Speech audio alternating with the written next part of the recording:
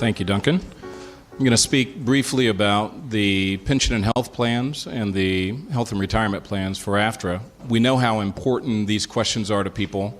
The plans are, in many ways, the crown jewels of both unions, and they are the things that allow actors and broadcasters and professionals in our industry to actually have a professional career and to have a working life. So we want to make sure that people understand this, and I know that there will be multiple questions about it. So let me lay down a couple of basics, and then Kim, I'll turn this over to you. Number one, it's important for people to remember that the plans are, in fact, separate organizations from the unions. So you have the Screen Actors Guild, and you have AFTRA, and you also have the SAG pension and health plans and the AFTRA health and retirement plans. The pension and health plans, to use SAG as an example, has a separate office, a separate CEO, a separate staff, and a separate board of trustees.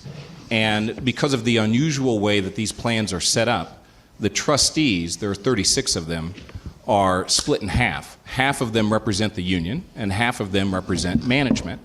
And we come together at regular intervals to work together, unlike we do during negotiations where we're battling each other.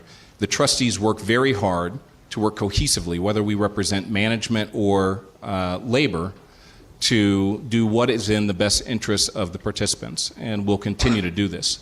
One thing that's very important for people to understand is that when the unions merge, that does not mean automatically that the plans merge. What it does do is trigger the process in which the trustees will have to tackle the problem of merging the plans. Kim, I want to talk about the feasibility report, but actually I'll turn this over to you so that you can take that. Great, thank you, David. As David mentioned, it is the boards of trustees of each of the respective plans that determine questions like plan benefits and structures, etc. However, as part of this process, we understand that members have health and pension benefits as an important question that they wanted to know about as we went through this process. So the two unions commissioned a feasibility report by going to experts in the field. We went to 7 nationally recognized experts who have a wealth of experience in ERISA, in multi-employer plans, and in fact with plan mergers of multi-employer plans.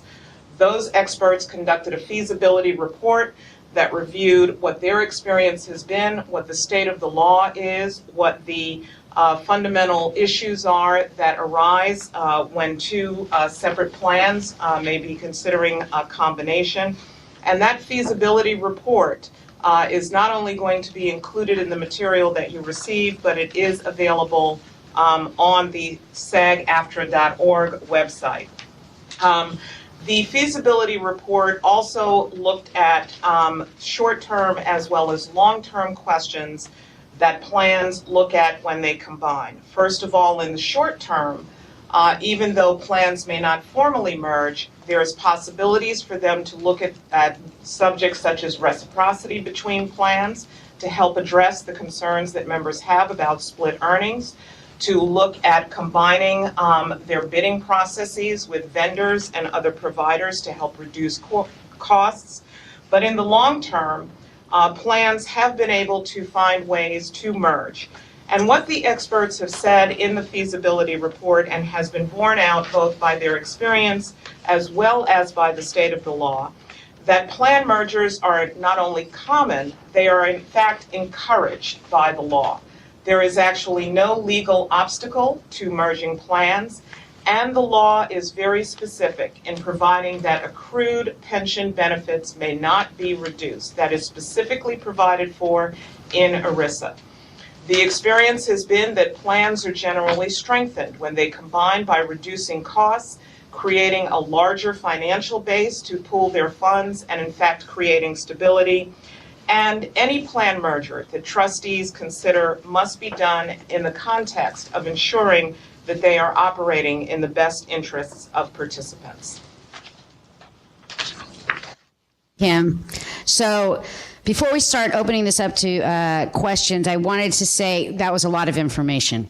And so please know that you can go to the SAG-AFTRA.org website. There are other questions that are listed there, questions that have been coming to us from around the country. There are answers to those questions, as well as, again, the materials, the Constitution, merger agreement, the due structure, feasibility report. You can review that if you haven't gotten it in the mail yet. And you can also go to SAG-AFTRA.org to ask a question if we're not able to answer it tonight, and somebody will get back to you. We've received hundreds and hundreds of emails since announcing this live stream event. And, you know, we're not going to be able to answer them all tonight. We're going to make a really strong attempt to do that. But if you don't hear your answer tonight, I just want to remind you, you will be getting a response from somebody at the unions. But before we go on into our questions, I think, Ken, you had something that you wanted to say? Yes, and I'll try to be brief. Bear with me. I'll try to do this only once, and somebody record this so I don't have to say it again. But I thought it was important to explain to people that, very briefly, how I got into this position. My qualifications have nothing to do with the great legal expertise that you've heard. A lot of the people who understands the accounting even understand the history of various union activities. I do have 3 cards in my pocket that all represent over 40 years of doing this for a living. But I became involved because I saw the disastrous situation that we were in. I think a lot of us did. And I listened very carefully to the views of Unite for Strength, Ned Vaughn, Amy Aquino, and others who are desperately trying to, I think, get back to the voices of the membership to around the country who were desperate for a change. And I wound up being on the board and then somehow being inveigled into this, and became president. And I said at the time 2 things, and it was just instinct. It didn't come from political savvy. I said, 1, I really don't want to spread out the platform that I'm on. It would be misleading. I'm learning as I go. The platform will be that I'm here to try to get these unions merged, because I'm sure of this. It must be done because it was coming from everyone I heard, from the real membership, from the people I knew, from all the work I was doing, the overwhelming majority of them, that's why I was going to do this, and that what I was going to do was listen. And I really did listen, and I knew already, if I may, although Roberta and I have spent a great deal of time together, and we've worked very well together, but there's a bit of Rashomon here. Roberta's notion is the summer of 2000, when we all got started. My recollection is as soon as I got elected, going out to dinner with her and saying, this has to happen. And her saying, well, yes, of course, it's very good, but how stable is SAG? Is this really going to happen, or it's just, and I said, no, you watch. And she watched as we kept reaching out and kept hearing from people. And in terms of Unite for Strength, I must say, and what we accomplished, Roberta, to her credit, stepped up a little ahead of time, because that next September, if you have your dates, 2010, we swept, we took charge. It was all because of the vote. It was all what people were telling us to do. We were not telling membership what was good for them. Membership was telling us what was good for them, and we were responding. And Roberta got ahead of it, and we got ahead of it, and and we started working very hard and very fast. I said to Roberta, she'll tell you, kidding at one point, I may seem like Patton at times, but I think it's crucial that we push this, that we all get together, that we make this happen, that we don't wait any longer than possible. Management, anybody who tells you that management likes this idea is misleading you. Management doesn't like this at all, that we're going to merge, we're going to come together, because we will be empowered. And not only that, if we can make this happen, and we should make this happen, it is an announcement that we are ready to come together. We are ready to fight for what we really need, for ourselves, for our children, for the rest of it. It's true, it's the Churchillian thing. This is the end of the beginning. to really go in and be able to fight for us. And do not be, anyone listening to this, please do not think that this energy and this commitment from actors and performers is in any way to kind of cozy up to management. If anything, it's quite the opposite. It's us trying to gather our forces together, be strong, understand how difficult it is to take stands like this and do it as one, and really protect union, which, as you know, is under great attack right now in the country. This is really current. This should happen now. And if we manage this, and we should manage this, we will be seen, and in Richard Trumka and every other leader of every will tell you, as the poster boy for unions in this century. We will have redefined things, and it will be extraordinary what we've accomplished, and quite frankly, the credit we get for it. And I'm all for that. And we really will be able to move forward. So I'm not great at impassioned speeches, but that's the one. Record it or something, right? So I don't have to do it again. But really, that's where we are. And Roberta knows this. She's been so good about it. And one last thing. The people who've been involved in this, the hours and the passion and the weekends and the weeks and the commitment to try to get here in time and make this happen is extraordinary. And don't let anybody suggest to you that this is some intellectual exercise. This is a passionate effort to protect working actors and performers and entertainers and bring them together rather than have anything separate them. And so I would ask you to keep that in mind with your question and answers, that we are really here and have been from the beginning to help you, to serve you, and quite frankly, to save you. That's all.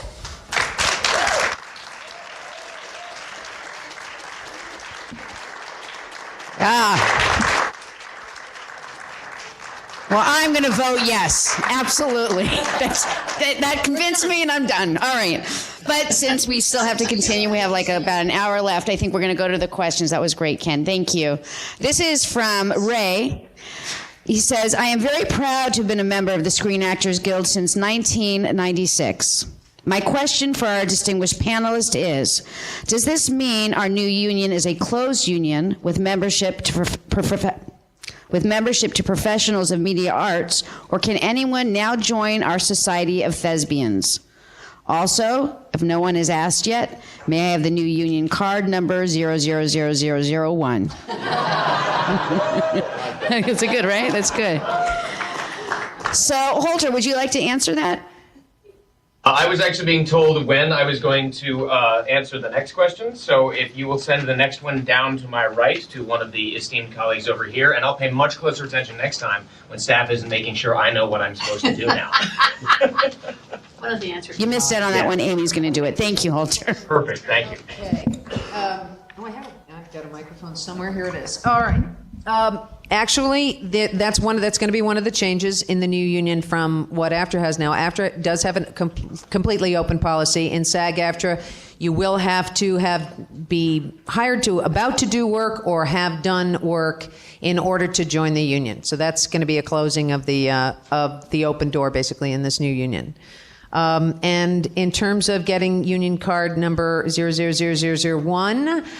As the treasurer, I'm going to push for a lottery for that, and that's how we can fund our first year. Okay.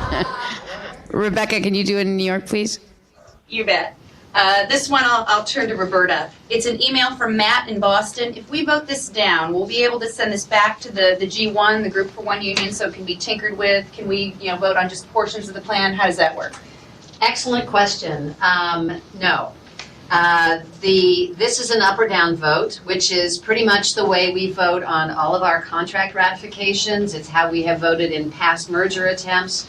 This is a comprehensive plan that has been worked out over a great deal of time. We don't have the opportunity to go back and tinker, and I think we really need to think very seriously about what happens if this plan gets voted down. We know that in 1998, it was voted down, and it took us until 2003 from 2003 till now is quite a span of time. And if you think about the things that changed in our work world between 2003 and now, and the things that could change in our work world in another 9 years, 8 years, 7 years, this is not an opportunity to tinker or take my time or wait. This is a comprehensive plan that's in front of you.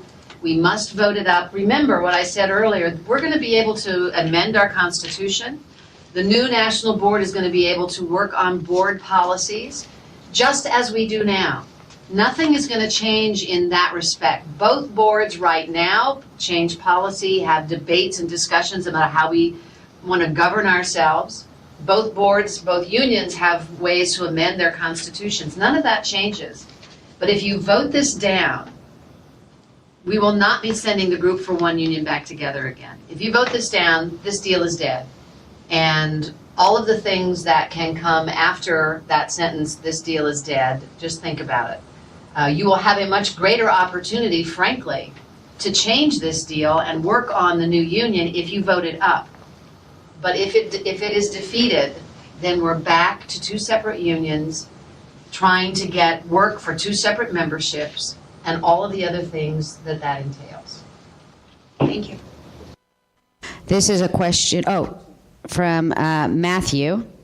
It says, firstly, I do support the merger and think it is long overdue. However, I do have one concern.